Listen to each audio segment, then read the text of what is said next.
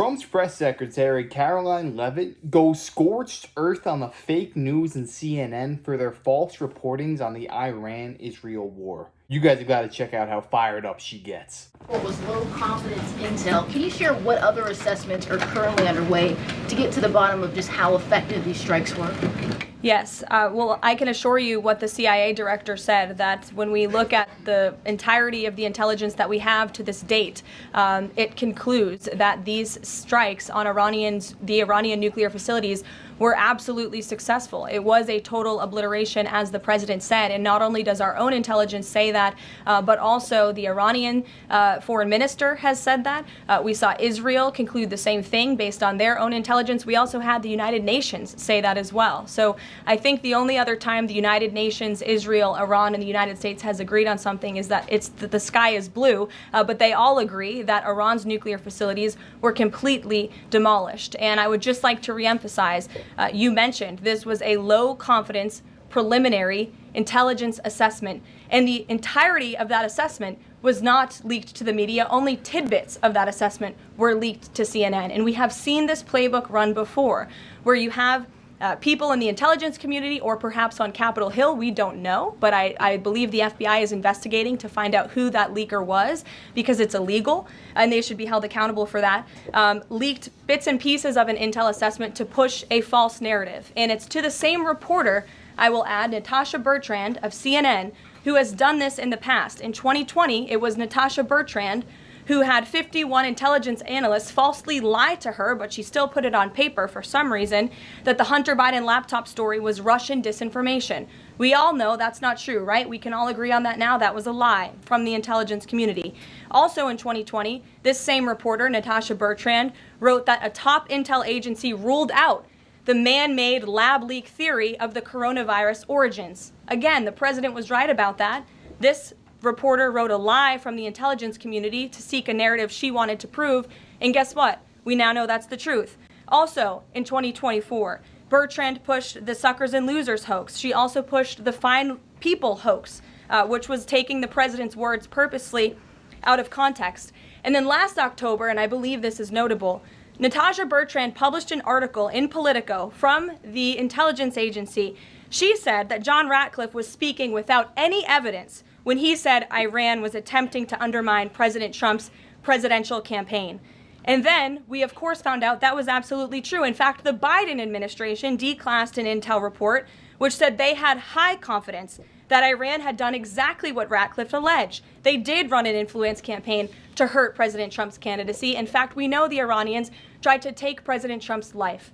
And so this is a reporter who has been unfortunately used by people who dislike Donald Trump in this government to push fake and false narratives. She should be ashamed of herself. And that's not what reporting is. Journalism is trying to find the facts and the truth. And this week we saw this same reporter being used to push a fake narrative to try to undermine the President of the United States, and more importantly, the brave fighter pilots who conducted one of the most successful operations in United States history. And I think the American people fully know that this operation was a complete and total success. Elizabeth. Thank you, Caroline. The Miami Herald recently published a story saying the Trump administration was targeting migrant foster children. The Trump administration has denounced this as false. Could you clarify the Trump administration's position on protecting migrant children, particularly the 300,000 lost under the Biden administration? Yes, I saw that Miami Herald article yesterday, and I was aghast at the headline. It's egregious to accuse this administration of trying to target foster children. That is not at all what is happening at the Department of Homeland Security. And I learned that the Department of Homeland Security actually tried to work in good faith with this reporter to get this story right, to explain that this administration is trying to protect foster children. We are trying to keep children out of harm's way, even if that means their parents are not law-abiding citizens. We want to protect children, unlike the previous administration, which allowed children to be trafficked and raped, and in some cases killed because of the open border policies. Unfortunately, the Miami Herald just completely degraded themselves with this report, despite having a full list of facts from the Department of Homeland Security. It's another example of fake news. And the May border numbers speak for themselves. Not a single illegal alien was allowed into this country because of this administration's border policies in the month of May. That means not a single child was allowed into this country, possibly with human smugglers or human traffickers. And we know that was happening at the rate of thousands and thousands of children every single month in the previous administration for 4 years. And you didn't see any reporting of that from the Miami Herald, but now they're trying to accuse this administration. And we tried to give them the facts and they refused to report them. So thank you for bringing that report to light. Aisha. Good to see you again. You too. I know you're looking for You're this. usually on the Hill. I know, I'm here today. I know you're looking for this leaker. Is it your belief, I know you said earlier you're not sure if it's on Capitol Hill or at the Pentagon, but is it your belief that it might be in Capitol Hill? And how confident are you that you'll find this leaker? Well, I'm not personally looking for the leaker. The FBI is looking for the leaker, so you'll have to ask them in the Department of Justice in terms of this investigation. But leaking top secret classified intelligence is a crime, and people need to be held accountable for that crime. Can I just ask you about how you're going to be limiting intel to Congress? What would you say to lawmakers who say they have oversight privileges, they need this information? This administration wants to ensure that classified intelligence is not ending up in irresponsible hands, and that people who have the privilege of viewing this top secret classified information are being responsible with it. And unfortunately, clearly, someone who had their hands on this, and it was a very few people, few number of people in our government who saw this report, that person was irresponsible with it, and we need to get to the bottom of it, and we need to strengthen that process to protect our national security and protect the American public. Mary Margaret, go ahead. Thank you, Caroline. Sure. You just laid out a lot of different stories about disinformation that Natasha, excuse me, that Natasha Bertrand had pushed during her time at Politico and at CNN. Why would any member of the Trump administration leak anything to her? Well, again, as I just said, we're investigating who that leaker was. It could have been someone in the intelligence community, or it could have been someone on Capitol Hill who had access to this document. The FBI is searching for that person. Go ahead. Thanks, Caroline. The president was And obviously... clearly it was done to undermine the president, to answer your question. And I'm sorry, I really wanted to follow up on that really quickly. Before the strikes on Iran, we saw a number of other leaks about Tulsi Gabbard, the Vice President Vance. Is there an effort to divide the president's team when it comes to these leaks and which reporters they choose? I do believe there's an effort on the outside of this building to try to divide the president's team on the inside, and sometimes you have to look at these headlines and laugh, because I've been in meetings where I know these things are absolutely not true. And again, we do our best here, I believe, to try to push back and correct the record with all of you, but there is fake reporting. That's just the reality of this country, unfortunately. But I can assure you the president's team is strong, especially the national security team. Everyone is very proud of the president, of our commander-in-chief, and of our military for the successful operation that took place on Saturday night.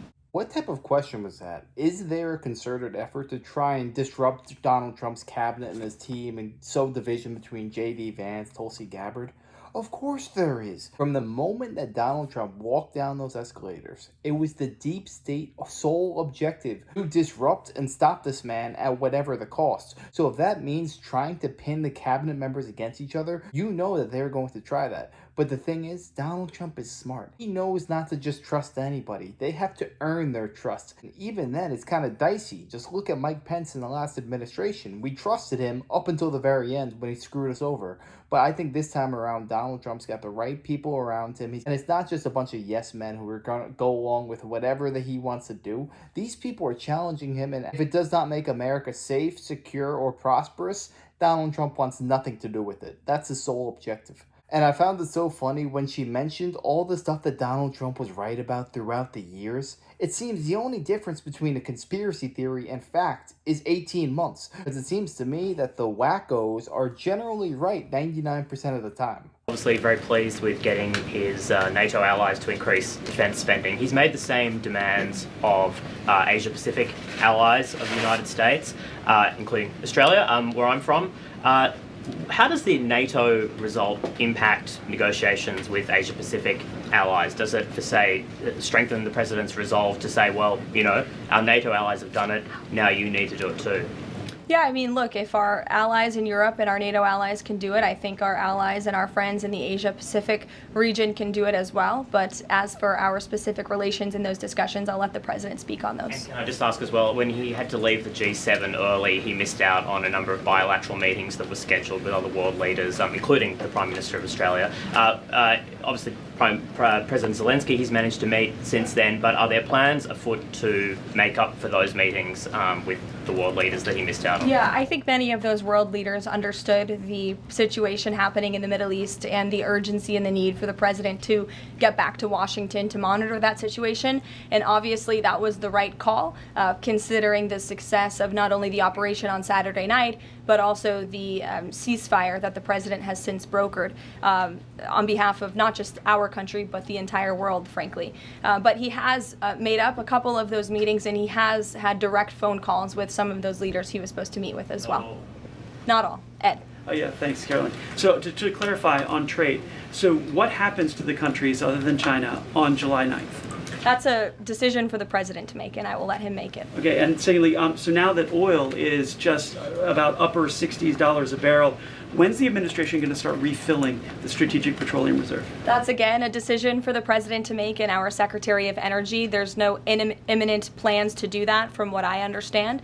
But as you have seen with the plummeting of oil prices in this country, it's because this president and our Department of Energy have really tapped into our resources here, and we have an increase of supply, unlike the previous administration that totally hampered our domestic energy efforts, but totally robbed and drained our strategic petroleum reserves. So when the time is right, the president will make that decision. But right now, we are utilizing the resources that God blessed us with right here in our country to produce energy for our people. You know, one more if I could, on the One Big Beautiful Bill, does the president believe the parliamentarian of the Senate should be removed? I haven't spoken to him about that, and I'll let him speak on it. However, again, he knows this is part of the process and the inner workings of the Senate, and he wants to see this bill done, and he remains very much engaged in these conversations and in this process with lawmakers in both the Senate and the House side, and the whole White House does as well. In the back, yes, Libby. Thank you, Caroline. Earlier today, the president stated that these photos out of Fordo that were showing nuclear materials being removed, suspected of showing that, were just concrete workers. What intelligence is that based upon? Look, the president shared that statement with all of you, and I already answered the question about whether uranium was moved prior to the strike, and the answer is no. Is there a chance that the DIA report becomes public at any point? I don't think this administration is going to get into the habit of sharing classified, top-secret information. Those classifications exist for a reason, and I wish everyone who had the privilege of looking at these documents would respect that. Daniel? Thank you, Caroline. You've been Thanks. emphatic that the president's expectations for the One Big Beautiful Bill to hit that July 4th deadline. You had a big meeting on Capitol Hill yesterday with the Republican Study Committee. Did you walk away from that meeting pleased with what you heard? Did it bolster your confidence that Congress is able to meet that the expectation of the president? Yes, I did. The camaraderie at the Republican Study Committee was great. Members, expressed, their feelings about the bill, but as we saw, the bill passed through the House, despite many people believing it could not. So the House is ready to receive this bill back from the Senate so they can pass it and bring it to the president's desk. So it was a great meeting, and Republicans are very unified. And we also talked about the mayoral race in New York City and how the victory of the Democratic primary candidate really shows how far left and unhinged the Democrat Party has become. And Republicans truly are on the right side of every issue in this country. We are on the side of no men in women's sports, on the side of low taxes, secure borders. So that was the topic of discussion. And the unity was strong and the camaraderie was high. And I know everyone looks forward to being here at the White House for the bill signing next week. Sure. Thanks, Caroline. The Supreme Court ruled this morning that South Carolina is allowed to deem Planned Parenthood is not a qualified healthcare provider, and that will block it from receiving Medicaid funds. Does the White House have a statement on that ruling, and would the president support a standalone bill from Congress to defund Planned Parenthood at a federal level rather than letting each state determine it? I'll let the president speak on that legislative priority. But as for the Supreme Court ruling, the president has always maintained that Americans should not be forced to violate their conscience and their religious liberty by having their tax dollars fund abortions, and we're glad the Supreme Court ruled on that side today, or yesterday. Then on Iran, but on a domestic matter, in January, President Trump revoked security details for several former administrations, including Mike Pompeo, Mark Milley, and John Bolton. Given the heightened tensions with Iran right now, is he considering restoring those security details? That's not under consideration right now. Fran. If I could follow up on trade, and then I have a question about the bill as well. Are you saying at this point that there's no plans to extend that July 8th and July 9th deadline, I mean, especially with everything that's been going on from Iran to the tax bill on Capitol Hill? Is that under consideration at all at this point? Perhaps it could be extended, but that's a decision for the president to make.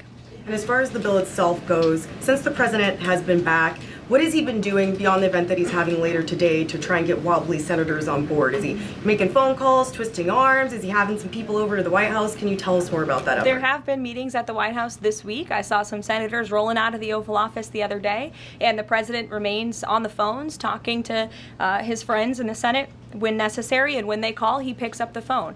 And I think that's why they greatly trust and respect his leadership.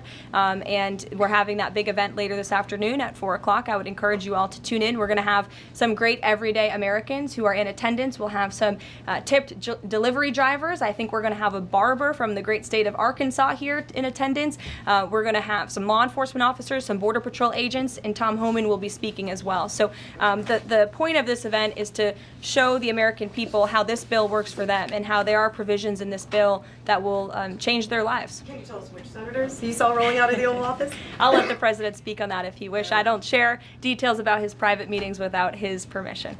Emily, go ahead. Today, the Justice Department announced it was opening an investigation into employment discrimination at the University of California, alleging they had race and sex-based quotas. Federal law bars hiring somebody based on their race or sex, but do you also object to universities working harder to make sure they have a diverse group of candidates to consider? And do you expect more investigations like this from DOJ? I have not seen that investigation from the Department of Justice, but I can certainly check in. What I can tell you, it's the position of this president that we want to restore a merit-based society and culture in the United States of America, where people are not hired nor are they promoted based on their color of their skin or their gender. The president wants people to be hired in the workforce because of their merit and their skill, and I think most Americans agree with that. I'll take one more. Carrie, because I promised you earlier. So the Ayatollah Khomeini came out and said that Iran will, quote, never surrender to the U.S. That being said, what remains to do with the possible responses from Iranian proxies in the region and even in the U.S.? Look, we saw the Ayatollah's video, and when you have a totalitarian regime, you have to save face. I think any common sense, open-minded person knows the truth about the precision strikes on Saturday night. They were wildly successful, and it's what led to the ceasefire agreement between Israel and Iran, which the president is very grateful for. And the United States of America remains prepared to defend our assets and our personnel in the region. And again, I would just emphasize the success of the strike that took place on Saturday night, and the world is a safer place because of it. I'll tell you what, out of the last 3 administrations that I personally have seen, she's by far the best press secretary. Every single question that is asked, she responds almost immediately. She knows exactly what to say to make the Trump administration look respected, yet not give away secrets to foreign nations, foreign governments about what the United States is planning. Some of those questions, for instance, were crazy. You want to restore security clearances of people who you did not trust in the first place, now that there may be a war brewing? If you're worried about whistleblowers, why would you bring in hundreds of people who you don't trust to review the material? Absolutely not. That's a joke. And I love what you said about DEI, especially. Do you think that companies should look at diversity when hiring new applicants?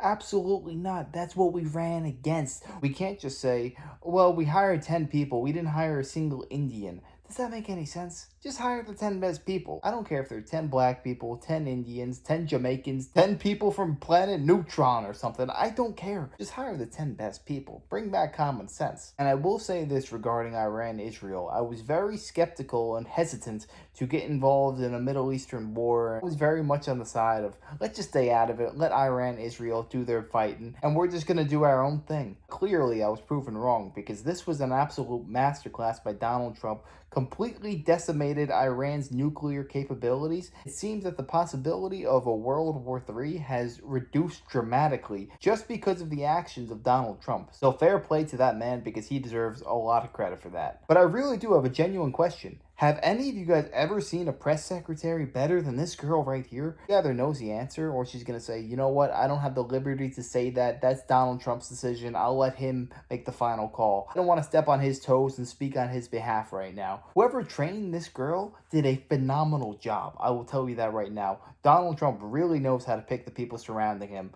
But yeah, let me know your thoughts on this down below. Who was your favorite press secretary of the past 15 years? Let me know. I'd love to know that.